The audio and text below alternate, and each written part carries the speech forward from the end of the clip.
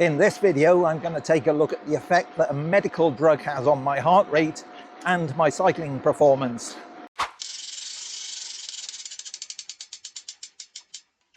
After I had my stroke in 2018, I was put on a standard drug regimen in order to help prevent another stroke.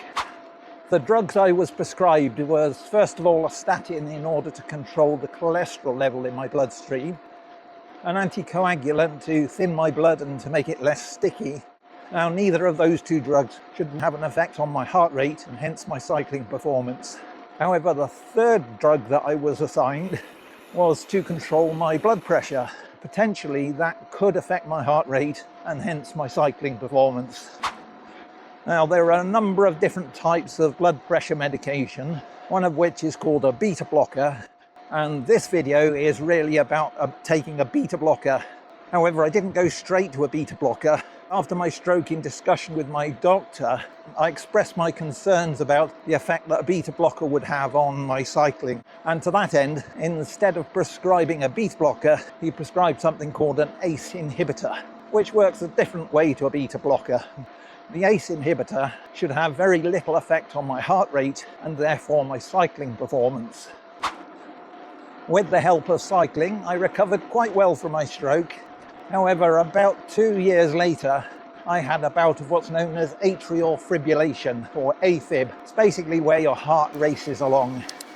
The GP said, well, it's only one episode, so I'm going to give you a pill in the pocket, which was a low dose of a beta blocker to be taken as needed. Then in the subsequent 5 years, I probably only used that pill in the pocket a couple of times. Then earlier this year, in 2025, I had a bout of AF again, this time much more substantial. So I took myself off to hospital.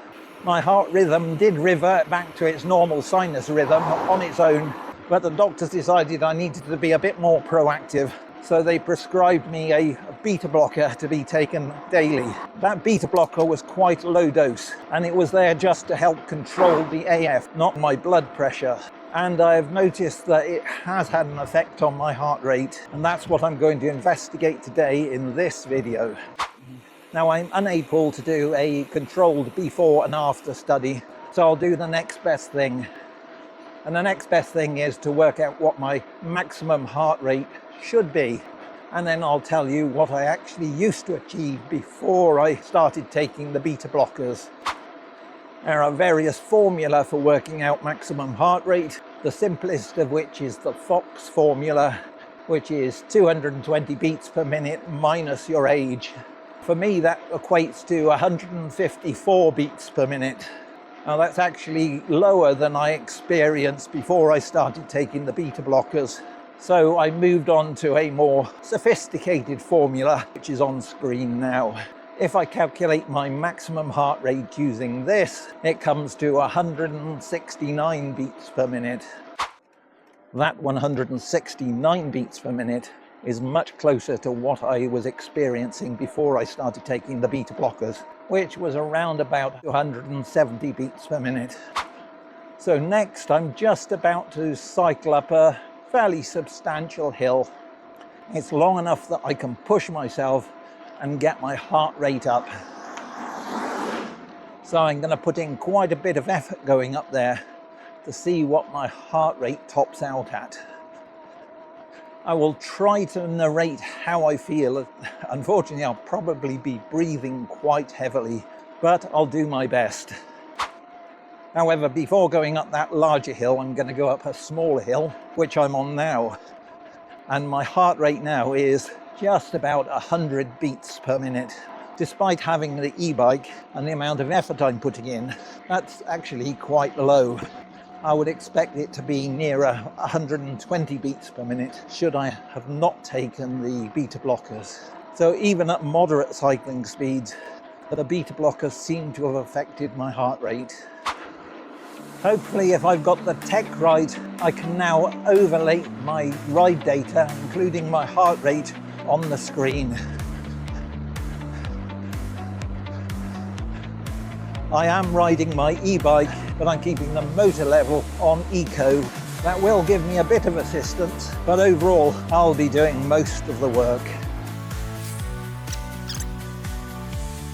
That's it, the hill has started, and steep bit at the bottom. My heart rate is saying 134, 135 beats per minute.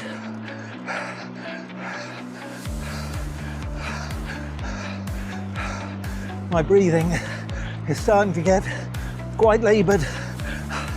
140 beats. I can feel my legs locking up. 144 beats per minute.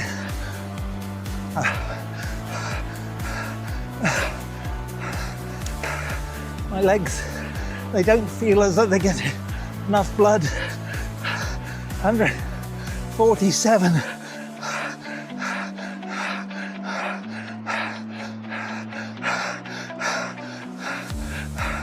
148. That's it.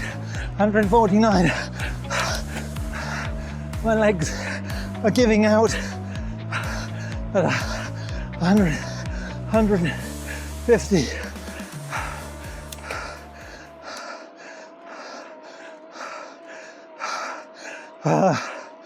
Sorry. Oh, sorry, had to give up then. Oh.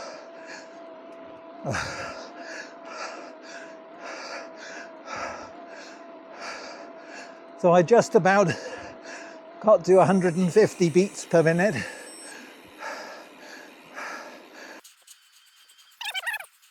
I was pushing, at least in my brain, but my legs wouldn't do any more work.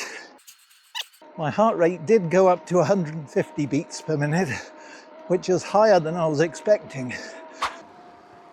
Well, it's a new day, which has allowed me to have a bit of a think, gather some data, and put on a rather dated but clean cycling jersey. First of all, I ought to make the context clear. I'm taking a low dose of a beta blocker, and that's to control my atrial fibrillation. I'll actually put the drug and the dosage in the description. If you're taking beta blockers for any other medical reason, you will be on a different dose, and the effects that I describe here may be less or more pronounced. Earlier, before I went up the big hill, I talked about my low-level heart rate, and I thought that that was a bit lower than it would normally be had I not been taking the beta blockers. I've gone back to my computer and looked at some of my Strava records. Looking at those data suggests that that number that I was quoting is about correct. So taking the beta blockers at low levels of effort, my heart rate is reduced. And that's exemplified by these two sets of data that you can see on screen now. On the left is a ride that I did back in 2024, and that was before I started taking the beta blockers. And on the right is one that I did a few days ago while I was taking the beta blockers. Both of these rides are very equivalent, similar distance, similar amount of climbing, similar speed. So if I look at the average heart rate, once I started taking the beta blockers, it was around about 10 beats per minute lower than it was prior to me taking the beta blockers. Also, if I look at the maximum heart rate for those two rides, now that's a bit more tricky to compare because it depends on how much effort I put in. But as you can see, the one on the right is actually lower by about, again, 10 beats per minute. So it's looking like taking that low level of beta blocker has reduced my average heart rate by around 10, maybe 15 beats per minute. That 10 or so beats per minute might not sound very much, but it can have quite a knock-on effect, and that's illustrated by looking at the relative effort that you can see in the top right-hand side of each of those screens. Prior to taking the beta blockers, it was around 150. After taking the beta blockers on a similar ride, the level had come down by about half. The reason for that is the algorithm is not detecting the higher heart rate and therefore including that within the relative effort number. When I did the high heart rate test that you saw earlier, I got to just about 150 beats per minute, whereas previously, before I started taking the beta blockers, my maximum heart rate was approaching 170 beats per minute. So that's about 20 beats per minute lower. So it looks like the low level of beta blocker that I'm taking is hitting my heart rate and knocking it back. Not only does that limit my performance on a particular ride, but over time it has an effect on my fitness too. Because I can't get my heart rate so high, I get less of a workout, and that impacts on my fitness. So not only is there a loss of heart rate due to taking the beta blockers, but there's also a potentially significant detraining effect. Now, I am riding my e-bike, and that high heart rate is of most benefit to me when I'm going up hills, and the e-bike compensates for that. In fact, I would say it well overcompensates for that. I can easily keep up on hills, but where I struggle is when we go downhill or with the wind behind us. I go above the cut-off speed for the e-bike, and all of the effort is mine, and my heart rate goes up. So obviously if it can't go up high, I lose some speed. I struggle once the speed goes above the cut-off speed for the e-bike, which is probably why I often get dropped on the club runs, particularly on the return journey with the wind behind us. At the start of this video, I said I wanted to investigate what effect those beta blockers, even at the low levels I'm taking them, would have on my cycling performance. The good news is I can answer that question. I can definitely say those beta blockers do influence, that is, lower my heart rate. However, the effect on my cycling performance is a little more nuanced. The data that I showed suggested at moderate heart rates, say 100 to 120 beats per minute, the beta blockers had reduced my heart rate by about 10 beats per minute. However, my own observations suggest it might be a bit more than that. So in reality, at those moderate heart rates, my heart beats at about 10 to 15 beats per minute lower than it would if I wasn't taking the beta blockers. When I did that high heart rate test, I managed to reach 150 beats per minute while on the beta blockers. However, when I compare that to the theoretical value and the value I used to be able to achieve before I started taking the beta blockers, it's a good 20 beats per minute down. So it looks like the high heart rates are affected a little bit more. Well, I think at those moderate levels, 100 to 120 beats per minute, it doesn't really affect my cycling performance. In fact, it may help a little bit because my heart isn't working as hard and therefore I get less tired. However, I need higher heart rates either when I'm climbing hills or trying to go fast, particularly when I'm going faster than the cut-off speed for my e-bike.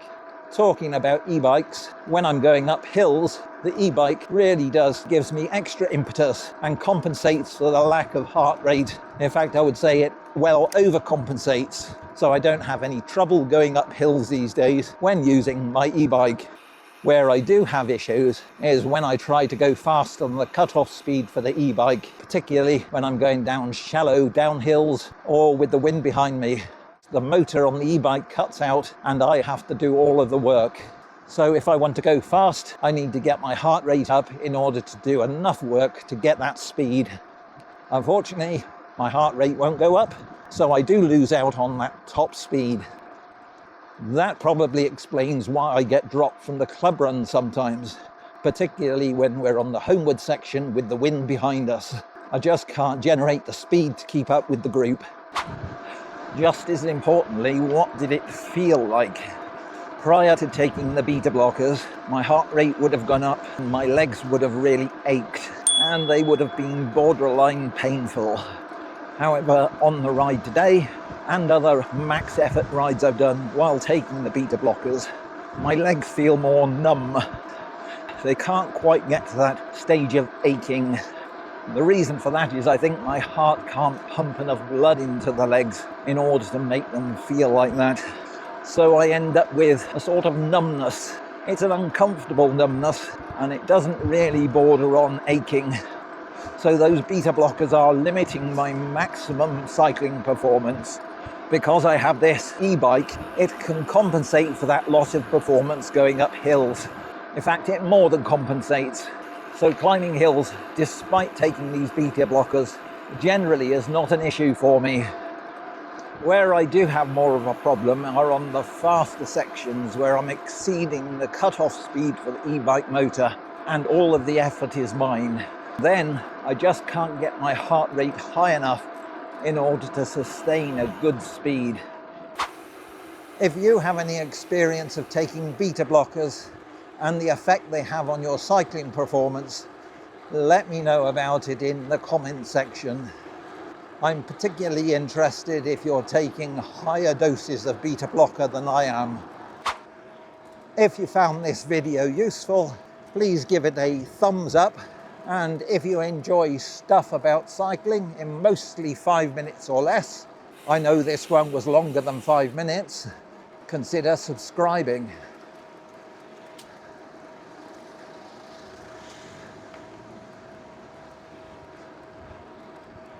So from me until the next video, which I think might be about bicycle chains, it's goodbye. I can hear you now saying, why didn't you use power in order to evaluate any change in your cycling performance? The first reason was that the AF was spontaneous, and therefore I couldn't plan a study around me taking the beta blockers. An issue that's connected, and that's trying to use historical data, is that the power meters on my e-bikes are not very accurate, nor are they very consistent, so I couldn't really rely on those data. Anyway, even if I could carry out a controlled study, I'm not sure how I would have designed it. Would I ride at a constant heart rate and look at the effect on power and speed? Would I ride at a constant speed and look at the effect on heart rate and power, etc.? That's all complicated by the detraining effect that I mentioned earlier. So even if I had managed to design a study around power, I'm not sure the results would have been very meaningful. And that's why I'm reporting using the information that I do have